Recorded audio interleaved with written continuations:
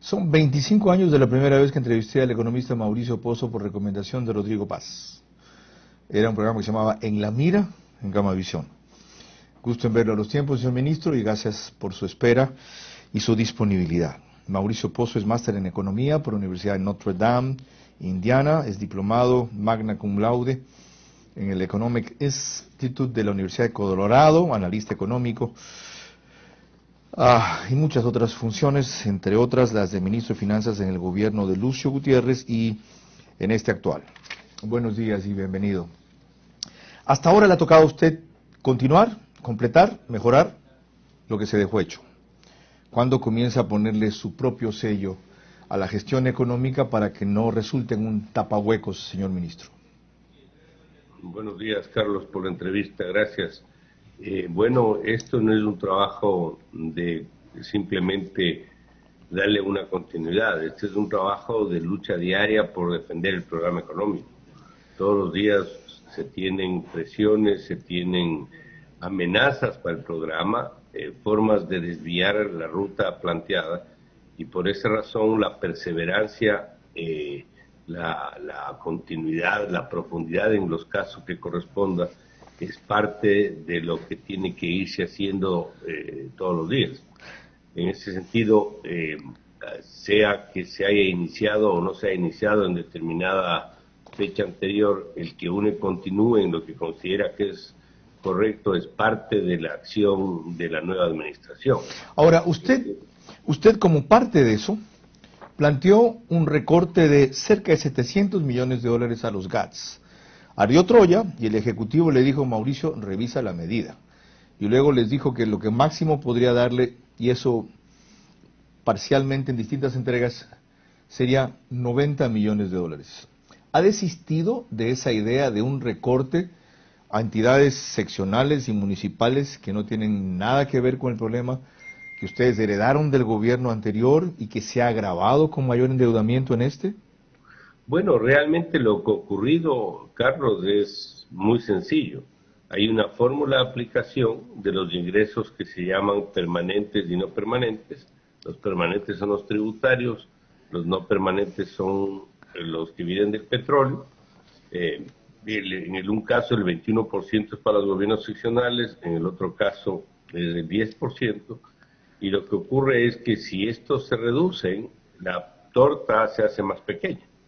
El pastel se hace más chico, y si un pedazo de ese pastel es para los gobiernos seccionales, lo que le toca a cada uno de ellos es menor. En verdad el recorte se mantiene, pues no en la magnitud descomunal que usted quería hacer, pues. No, la magnitud es siempre la misma. $700 millones aproximadamente en total. No, era más o menos de 700 millones, Carlos. Ajá. Era más o menos cerca de 3.000 y bajó a 2.300, producto de todo el problema de la crisis. Entonces yo no puedo ponerme esa meta porque ese es un resultado de la aplicación de una norma. La norma del COTAD, que es la ley esta que rige lo que se llama las transferencias por equidad territorial, que tienen en su componente variable algunos principios, pero de una torta, como explico, más pequeña. Es decir, si la torta se hace más chica, lo que le toca a cada uno es menos. Ya, si usted no ha desistido... Cada uno tiene distinta prioridad en densidad poblacional, en necesidades básicas insatisfechas. Existen impactos diferentes, a algunos les afecta más, a otros les afecta menos. Entendido. Pero lo he puesto yo, esto es una derivación. Entendido y aclarado, pero fue una la magnitud del recorte que se quiso hacer y otra la que se terminó negociando tras un pedido del presidente. No se negoció nada. Lo que se hizo fue, primero conversar obviamente con cada uno de ellos. Yo he conversado con los presidentes de los gremios de los GATS, prefecturas, juntas parroquiales, municipios. Se ha explicado bien el tema, y lo que hemos quedado es en colaborar para que podamos hacer una revisión conjunta de la norma. Es decir, si la ley no está en el objetivo que buscan ellos, lo ven como algo que no es justo o la fórmula no es la adecuada, nosotros vamos a prestar nuestro contingente para que sea revisada esa fórmula. Okay. Pero como existen estos impactos en gobiernos seccionales, unos más y otros menos, para mitigar el impacto de la situación de las transferencias, hemos procedido a ayudar de varias formas. Uno, por decirle, adelantando devoluciones de IVA en unos casos, Ok. otros con créditos preferenciales. Importante aclaración. Estado, Qué bueno. Yo no lo entendí así. Importante aclaración. Entonces, si se viene ese recorte producto de la norma en los GATS y la reducción de los ingresos, ¿cuándo va a ejecutar usted un recorte significativo en el gasto público del Estado y en la cantidad de burócratas inservibles que tienen todavía? Bueno, eso es parte del gasto público. O sea, el gasto, cuando usted analice el presupuesto del Estado. Sí, sí, señor ministro, pero no me va, refiero a eso. No me refiero a eso. Yo hablé claramente de los burócratas inservibles y del gasto en obras innecesarias. No, es que es parte de lo mismo, Carlos. O sea, Déjeme explicar. los GATS son burócratas inservibles. No, lo que le estoy diciendo es que dentro del presupuesto del Estado, el presupuesto general del Estado, el gasto de capital se divide en dos. Uno son las transferencias de los gobiernos seccionales. Entonces eso tiene su propia dinámica donde existen excesos Ya también. me lo explicó, ok. Y que nosotros ahí tenemos menos fuerza para poder influir, Cierto. pero algo nos ayuda la ley de ordenamiento ¿Y en la otra? de las finanzas públicas. En el otro son los recortes que ahí sí competen directamente al gobierno central, donde ya se han tomado algunas acciones. Déjeme detallarle algunas de ellas. No quiero las que haya tomado usted, para saber si le está dando su propia impronta a la gestión. 400 millones en gastos de bienes y servicios, a través de todo lo que son las recontrataciones de proveedores del Estado, todos los que les venden cosas al Estado, es decir, les venden material de oficina, les dan seguridad en los edificios, etcétera. Toda esa renegociación de contratos, replanteamiento de esos convenios, nos va a significar un ahorro de más o menos 400 millones. Okay. Uno. Primero. Segundo, se han prohibido las consultorías, ni una sola consultoría. Si algún funcionario público, algún ministro, alguna autoridad de organismo no seccional, sino de empresa pública requiere contratar una consultoría, tiene que ser aprobado por el presidente de la República. ¿Y cuánto se ahorra por esa vía, más o menos? A ver, eso unido a la no llenada de vacantes, porque renuncia la gente también, sí. Usted no llena vacantes. Eso unido a la no renovación de contratos ocasionales, en una buena parte de los casos, nos va a dar un ahorro de aproximadamente 500 millones de dólares. Ya vamos con 900. El gasto en sueldos tiene una inercia propia, porque el 80% del gasto es en 4 sectores: Fuerzas Armadas, Policía, Educación y Salud. Entonces, todos los años, así usted no aumente el gasto, el salario, digamos, le aumenta el gasto, porque suben de categoría los empleados públicos. En el sector de educación pasan de la categoría 13 a la 14, igual en Fuerzas Armadas. Es decir, usted termina esa inercia. Si usted compensa esta inercia, ya está bajando 500 millones, que es el otro rubro que le quería citar. Entonces, en total serían más o menos 1.400 millones de dólares que han logrado recortar. Falta 1.000 millones en materia de deuda por la renegociación. Eso no lo hicimos nosotros. Correcto. Pero es parte de lo que se está sintiendo en estas fechas. Después hicimos un recorte de unos 400 millones adicionales en gastos de capital que considerábamos que no estaban bien identificados y que no justificaba su inclusión dentro de la proforma. Entonces, cuando usted suma todo esto... 2.800. Le va a dar alrededor, cerca de 3.000 millones de dólares, que es cerca del 10% del presupuesto, que no es pequeño, Carlos. Okay. No es una cifra pequeña, es una cifra importante, pero obviamente insuficiente. Okay. O sea, eso tiene que seguir hacia adelante con un siguiente gobierno. Ya, vale la explicación. Ahora, ¿cómo no borrar con el codo lo que usted describe que han hecho con la mano? Es decir, ¿cómo no caer en nuevas condiciones de un crédito chino a cambio de petróleo que no tenemos, que está, creo que comprometido hasta el 2024, y en condiciones que siempre que se criticó como onerosas por el plazo, por el interés y por un castigo o una pérdida nada menos que de 2.70 por barril de petróleo? ¿O eso es inevitable? Los chinos nos tienen, como dirían en mi tierra, por el cogote, y es eso o nada. Bueno, hay varios temas sobre esto, Carlos. Recuerde algo. La estimación de déficit fiscal para este año que está terminándose era de 8.700 millones. Ahora el déficit va a ser de 7.700 millones. No estoy diciendo que sea pequeño, es enorme el déficit. pero obviamente es menor. ¿Y por qué es menor? Por el orden, eso es gestión que se ha hecho en el ministerio, en mi administración, gestión en el ordenamiento de las finanzas públicas, que nos ha permitido menor necesidad de deuda, pongámoslo así, ¿ok? El déficit se reduce y por lo tanto necesito de menos deuda adicional. ¿Esto qué significó en términos prácticos? Que nosotros requiramos menos financiamiento de la China, como usted está haciendo la referencia. Estamos en lo que se llama deuda bilateral, es decir, la deuda de gobierno a gobierno, replanteando el tema, es decir, para este año que se avecina, el 2021, vamos a anunciar, todavía no quiero dar fechas porque no depende solo de mí, una nueva estructura de la deuda bilateral. Así como se lo hizo con la deuda de los tenedores de bonos, ahora lo vamos a hacer con la deuda bilateral. Qué bien. De tal suerte que podamos tener una estructura más barata. Necesitamos una buena noticia para el fin de año. En el escenario posible, ¿para cuándo más o menos tiene eso previsto? Yo creería que entre finales de enero y la primera quincena de febrero. Pero ya, como le digo, esa nueva estructura de la deuda bilateral es de Ecuador, ¿con qué países? La deuda bilateral suma 6.000 millones, Carlos. Ajá. De los cuales 5.300 es la deuda con la China. Qué güey madre. Entonces, como usted entenderá, esa es la deuda con la que hay que trabajar. Ok. ¿Qué hay que trabajar haciendo qué?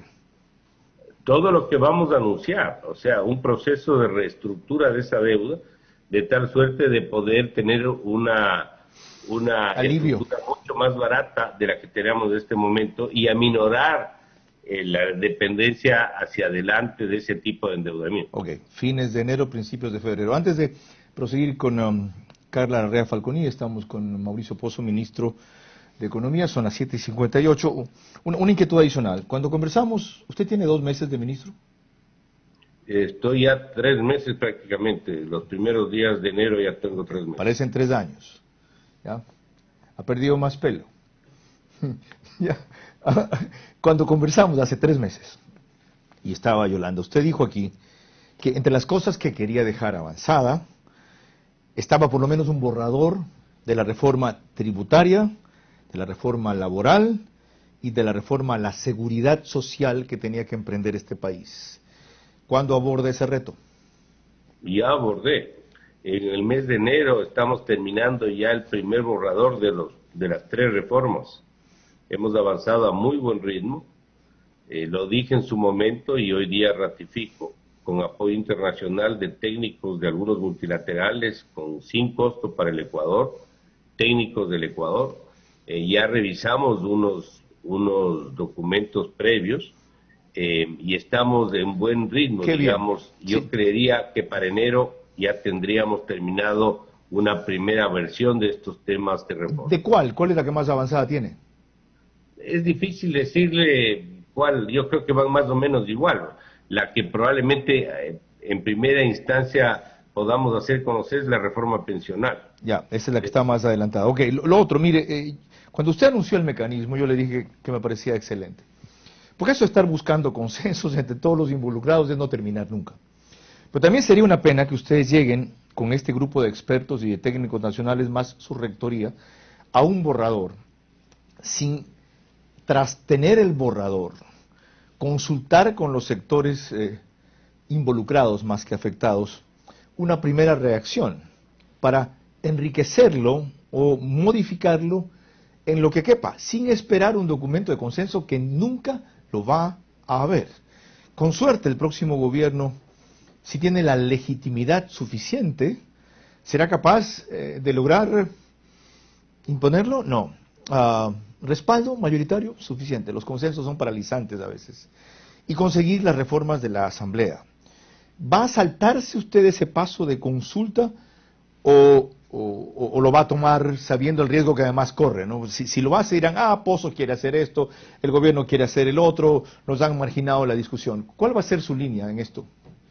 A ver, nosotros vamos a avanzar hasta donde más podamos. Obviamente, cuando tengamos ya un borrador final, llamémoslo así, si esto se da a finales del mes de enero, a partir de febrero, iniciaremos un proceso de socialización, si le podemos llamar, de las reformas, donde habrá la participación, por ejemplo, de dirigentes gremiales, de dirigentes sindicales, de las universidades, etcétera, para poder tener un trabajo más perfeccionado.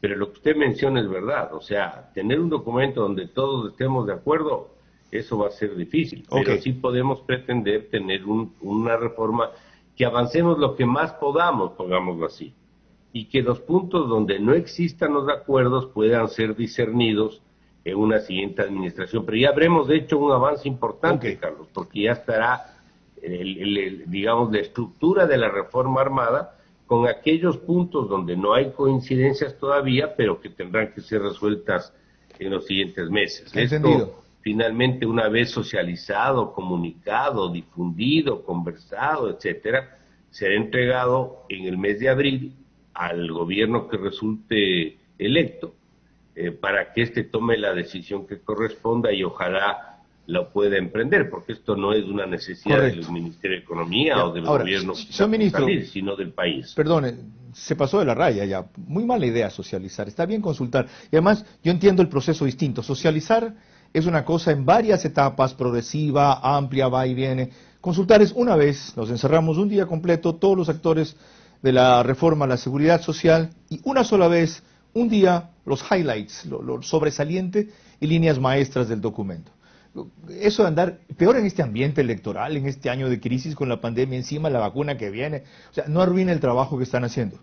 Socializar, Carlos, no existe, no está nada escrito en piedra de si la palabra socializar es la más ajustada. Consultar. Pero sí, pero estamos conscientes de que obviamente el ambiente no es el mejor. Estamos en un año electoral, etcétera. Estamos con asesoría internacional también para la coordinación, pongámoslo así, de ese proceso para ver qué es lo mejor, como usted dice, una encerrona de 2 días o cuál es el esquema que mejor nos puede Perdóneme ayudar. que le recuerde, mire lo que le pasó a Otto Sonnenholzer, 2 o 3 meses socializando un diálogo, un carajo sirvió. Mire lo que ha hecho la Cámara de Comercio de Quito. Consensos le llamaban, las hizo Patricio Alarcón, antes las hizo Blasco Peñarera, un carajo sirvió toda esa cuestión. ¿Ya? Mi opinión. Yo creo que lo perfecto es enemigo de lo bueno. Eso. Hay que tratar de avanzar lo que más se pueda, dadas las circunstancias que vamos a tener, y ese es el objetivo del trabajo que vamos a desarrollar. Conste, ya, mucha consulta es paralizante, suficiente consulta es necesaria. Carla Larrea Falconi, le quiere preguntar más desde Quito, estamos a las 8:03 con el ministro de Finanzas, Mauricio Pozo. Señor ministro, muy buenos días, mucho gusto. Estamos a puertas ya de las elecciones de presidente y hay un tema que realmente nos preocupa como país y es el tema de la dolarización. ¿Cómo lograr que el siguiente presidente, el siguiente gobierno respete la dolarización en nuestro país y cuáles serían los efectos en caso de salir de este sistema de dolarización para el Ecuador? Bueno, en primer lugar, todos los candidatos han dicho que quieren defender la dolarización, pero obviamente no todos los anuncios van en la línea de defender la dolarización. Si usted quiere defender la dolarización, tiene en primer lugar que tener la casa en orden. Si usted desordena la casa, va en contra de la dolarización. Y ofrecer, por ejemplo, salarios para todo el mundo que gane menos de tanto, sin ningún respaldo en reservas, esto es atentar contra la dolarización. Entonces, los anuncios de corte populista que destruyan lo que se ha podido avanzar en materia de orden de las finanzas públicas, o que se desconozcan los acuerdos internacionales que lo que hacen es traer dólares, es decir, alimentar la dolarización. Si quieren romper eso, están atentando contra el régimen cambiario. Entonces, sí creo que es bien importante tomar en consideración ese tipo de factores. El gobernante que se siente el 24 de mayo, el 31 de mayo va a tener que pagar sueldos, va a tener que transferir plata a los gobiernos seccionales, va a tener que pagar la deuda, es decir, se va a ver cuánto de lo que están diciendo lo van a poder hacer en la práctica y cuánto de lo que están haciendo va o no a respaldar el régimen cambiario. Yo esperaría que como vamos a entregar las cosas, ojalá haya un gobierno sensato y responsable que le dé continuidad a lo que esté bien y si algo considera que hay que cambiar, pues que lo haga. Perfecto. Se ha realizado ya un desembolso, el segundo desembolso de parte del FMI de 2.000 millones de dólares. ¿Cómo se ha destinado este dinero? Tomando en cuenta las deudas pendientes con proveedores, el pago de décimos de los sueldos de los empleados públicos y otras deudas que tiene el gobierno. ¿Cómo se ha distribuido este dinero? Bueno, tenemos un esquema de priorización de uso de los fondos. Los 2.000 millones es una parte de los recursos, los otros son de los otros multilaterales, más los propios del presupuesto, es decir, los tributarios y los petroleros. Lo que se ha hecho es una lista, llamemos así, de necesidades para atención, donde están atenciones de salud, donde están atenciones de educación, donde está pagos de atrasos. Ahí, por ejemplo, está considerado la antigüedad del atraso, el monto del atraso, el sector al que corresponde, si es un sector prioritario o no es prioritario. Están ahí las transferencias de los gobiernos seccionales y obviamente también está la cobertura del gasto de diciembre, que es un gasto importante, entre otras razones, porque ha habido la 13ª remuneración que genera alrededor de 450 millones adicionales de gastos solo en ese mes. Así que está debidamente priorizado, hay una comisión para esto, nosotros formamos parte obviamente de la comisión, pero también está la presidencia y la vicepresidencia de la República, así que es un trabajo, yo diría, lo más acucioso posible para darle el mejor uso que se puede dar a los recursos que han entrado. Señor ministro, usted en su cuenta de Twitter mencionó que el segundo desembolso del FMI por 2.000 millones a la economía ecuatoriana sentará las bases para un crecimiento vigoroso, duradero y generador de empleo que beneficie a todos. Sin embargo, vemos que la política de nuestro país, no solo en este gobierno, sino en anteriores, ha sido el endeudamiento para sobrevivir. Yo quisiera saber si de esos 2.000 millones de dólares que desembolsó el FMI se ha destinado algo para inversión en cuanto a la producción, a la industria que genera divisas para nuestro país, que genera ventas, que genera comercio exterior, que genera movimiento económico. Bueno, el que usted destine mayoritariamente esto para salud y educación está destinando para un tema absolutamente prioritario.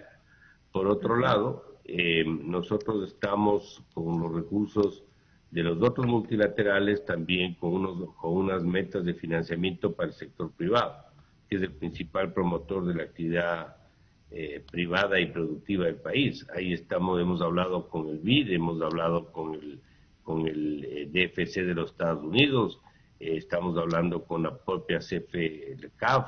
¿Es todo esto para qué? Para entregar financiamiento vía directa o vía banca pública y estimular la actividad privada. Así que todo eso estamos haciendo. Estamos diseñando un bono productivo similar al que se hizo de bono social a principios del presente año, para también levantar recursos baratos y alimentar también la reactivación productiva. Así que tanto los recursos que están en el presupuesto producto del financiamiento como los que cité, más de estas otras acciones, va en la línea de reactivar la economía y tener un escenario mucho más, yo diría, optimista de reactivación económica del año 2021. Hay algunas concesiones que están pendientes. Señor ministro, ¿va a alcanzar el tiempo para realizar estas concesiones y bajo qué términos se van a dar las mismas? Porque hemos visto que han existido problemas cuando se han dado concesiones petroleras, concesiones de las hidroeléctricas. ¿Qué es lo que va a suceder en estos 4 meses? Bueno, nosotros vamos a caminar al mayor ritmo que podamos. Obviamente no queda mucho tiempo, pero con que se pueda iniciar uno que otro proceso, y no quiero anticipar cuál podría ser, estamos apuntando a la mayor cantidad que podamos, será mejor. Y será pues responsabilidad de un siguiente gobierno darle continuidad a lo que podamos emprender en estos meses que nos quedan. ¿Y cómo están avanzando también las negociaciones para tener un TLC, para entrar también a mercados mucho más grandes que definitivamente, por ejemplo, el de Estados Unidos representa una gran cantidad de nuestras exportaciones? ¿Cómo le ve usted el panorama ahora que finaliza el periodo del gobierno de Lenín Moreno? El ritmo al que se ha avanzado ahí es muy bueno, es decir, como usted conoce, ya se firmó la fase 1 del Tratado Comercial con Estados Unidos. Hay que continuar eso. Si no se alcanza en este gobierno, pues tendrá que ser parte de las gestiones de la siguiente administración. Pero ya se tienen pasos dados en esa dirección y pasos sólidos, diría yo. En segundo lugar, como usted sabe, el Ecuador está ingresando a la Alianza del Pacífico. Ahí también tuvimos una reunión hace pocos días con el presidente de la República, el ministro de Comercio, con la presidencia que está en este momento en manos del presidente de Chile. ¿Para qué? Para que el Ecuador en un plazo no muy largo pueda ser ya socio parte de la alianza y no socio adherente, que es todavía. Es decir, también vamos en esa dirección. Hacia adelante tendremos que profundizar las posibilidades de acuerdos comerciales con el Asia y otras zonas del mundo. Mientras más podamos insertar nuestros productos en el exterior y mientras más podamos atraer inversión extranjera, será mejor. Y parte de los canales es tener tratados comerciales con distintas partes del mundo.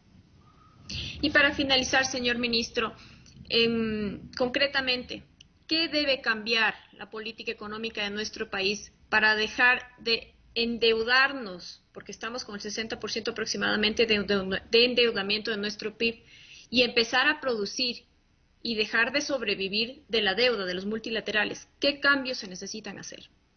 Bueno, no es solamente el tema de la relación deuda-PIB del 60%.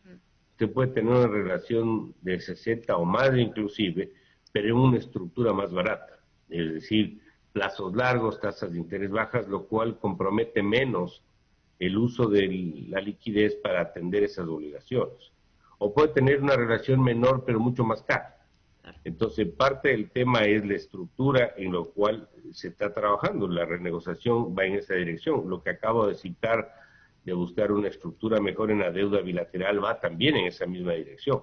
Pero aparte de eso, lo que tenemos que tomar en cuenta es que el programa económico incorpora lo que se llama la ruta de sostenibilidad de la deuda. Es decir, la deuda tiene que subir, tiene que parquearse un tiempo, en relación al PIB me refiero, y después tiene que ir bajando. En ese sentido, la meta, por ejemplo, del 40% de la relación deuda-PIB está puesto para el 2032, que parece lejano, pero son 10 años. ¿Para qué? Para que nosotros gradualmente en el tiempo, porque eso no hay cómo hacerlo de una sola, ir dependiendo cada vez menos de endeudamiento público. Endeudarse no es malo. Es malo si uno se endeuda para lo que no debe endeudarse o en condiciones inadecuadas. Claro, como en una casa, cuando te empiezas a endeudar en avances en efectivo en la tarjeta para pagar otros gastos. Algún rato te toca pagar. Algún rato revienta esto por alguna forma, así es. Así es. Muchísimas gracias, señor ministro. Carlos. A usted, muchas gracias. Para solo un pedido adicional, ¿cuánto viene acá para completar lo que falta? No es lo mismo a distancia. Sí, es verdad. El mejor es personalmente, Carlos. ¿Cuándo puede venir? Tengo que agendar la visita a Guayaquil para poder atender varias cosas de una sola. Sí, por supuesto. ¿Cuándo puede ser? Ponernos de acuerdo en la hora, pero yo creo que, como estoy viajando más o menos continuo, sí creo, lo que pasa es que a veces son viajes inesperados a horas que no están previstas. Entonces, ¿Primera semana de enero?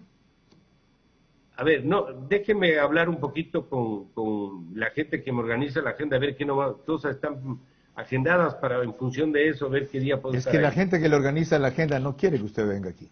No, con Cristóbal estamos hablando. Claro que quiere que vaya. No quiere. Es cuestión de ponernos de acuerdo. Ellas quieren que los dejen hablar. Por Dios, es un señor con esta capacidad, con quien no necesariamente coincido, cuando mejor habla es cuando se lo presiona. ¿Ok? Que entienda eso su gente. Gracias, economista. Buenos días.